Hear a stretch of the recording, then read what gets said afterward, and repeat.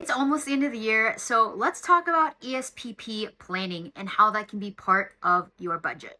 ESPP stands for Employee Stock Purchasing Program. So, the ESPP allows you as employees to defer some of your money so that you can buy your company's stock at a discount, usually 15% off.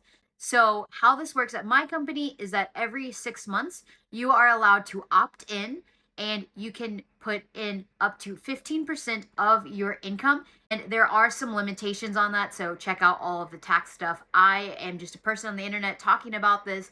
I am not a financial advisor. Please do not use this video as financial advice. So I am actually pulling out of my ESPP. So why am I pulling out of my ESPP? So as I was planning my ESPP, I have been putting in consistently every 6 months 2% of my pay into my ESPP. So with the ESPP, it is post tax deductions. So you don't get any pre tax benefits. It's just coming out of your paycheck and you don't see that money. So it is a forced saving mechanism.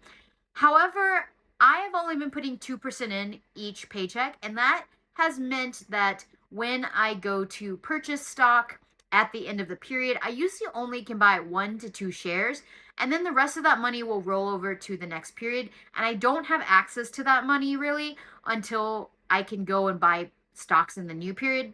They have a mechanism where you can take your money out of your ESPP before they go to buy it, but then you don't get to buy any stock that period and you don't put any more money into it during that 6 month period. So you kind of lose out on that.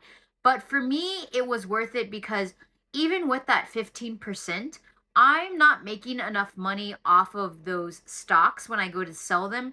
That is worth it. For me, it's actually more beneficial to have that money in my bank account because I have some ambitious goals and I need that money to be liquid. For me, I want the money to be more readily available because we're looking at buying a house next year, and that money needs to go towards the down payment, the closing costs, any maintenance and changes that we need to do to this house before we sell it. So for me, I am not going to be doing my ESPP for the next year. I'm going to be taking that extra 2% and putting it aside into our savings account. So let me know if your company offers an ESPP program and what do you do with your stocks.